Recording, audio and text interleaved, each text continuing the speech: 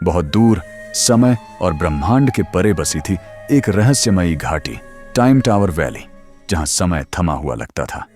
घाटी के बीचों बीच खड़े थे 2 ऊंचे घड़ी वाले टावर, जिनकी सुइयां वर्षों से नहीं हिली थीं।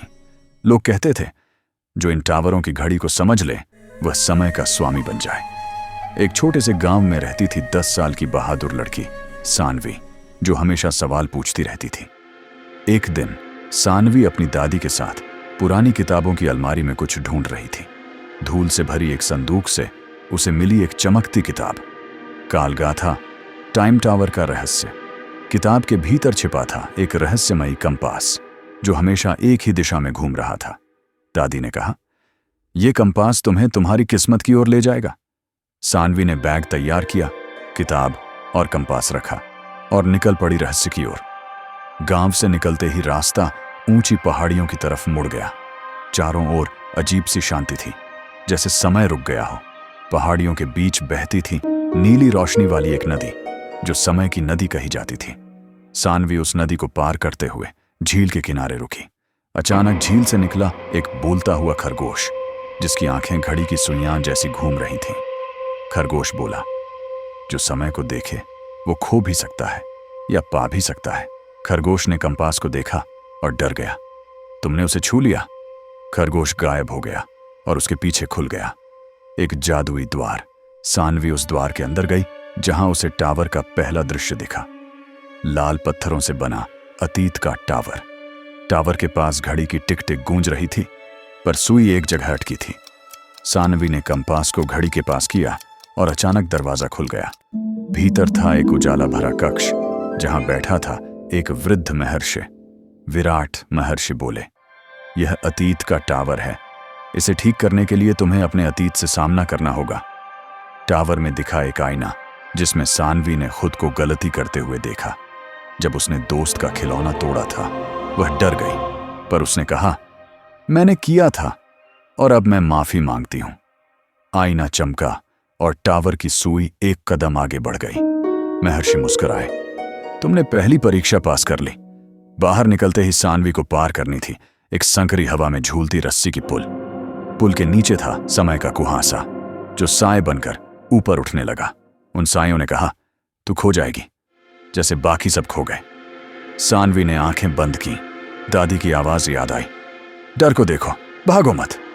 उसने कंपास को ऊपर उठाया, जिससे रोशनी निकली और साए गायब हो गए। पुल पार करते ही उसे दिखा सुनहरा टावर, भविष्य का टावर। यह टावर बहुत तेजी से घूम रही घड़ी से बना था, जैसे समय भाग रहा हो। सानवी ने कंपास निकाला और जैसे ही आगे बढ़ी, टावर का द्वार खुला।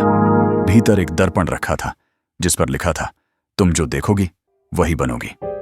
सानवी ने दर्पण में खुद को एक योद्धा के रूप में देखा, समय की रक्षक। फिर दर्पण बदला और उसने देखा, वह अकेली है, रास्ता मुश्किल है। फिर एक और तस्वीर आई, वह बच्चों को समय का ज्ञान सिखा रही है। महर्षि की आवाज गूंजी, हर भविष्य तुम्हारे निर्णय से बनता है। सानवी ने कहा, मैं वह बनूंगी जो समय की रक्षा करे।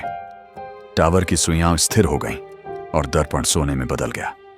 दोनों टावर अब जगमगा रहे थे, पर उनके बीच बना हुआ था एक खाली वृत्त। महर्षि बोले, यह वृत्त समय का संतुलन है और तुम्हारे कंपास में इसकी चाबी है। सानवी ने कंपास को ऊपर उठाया और जैसे ही उसने उसे वृत्त में रखा, ऊर्जा की लहरें निकलने लगीं। चारों दिशाओं में घड़ी की आवाज गूंजी, टिक टिक टिक। समय दोबारा चलने लगा। अतीत और भविष्य एक रेखा में आ गए। घाटी में फैली धुंध हट गई और टावर की घड़ियां एक साथ 12 बजा रही थीं। आसमान में दोनों चांद एक दूसरे के पास आकर रुक गए। घाटी में पहली बार सूरज उगता हुआ दिखा, समय का पहला सूरज। सानवी पीछे मुड़ी और टावरों को देखकर मुस्कुराई। कंपास अब शांत था, जैसे उसका काम पूरा हो गया हो। सानवी लौट आई अपने गांव, लेकिन अब वह साधारण बच्ची नहीं थी।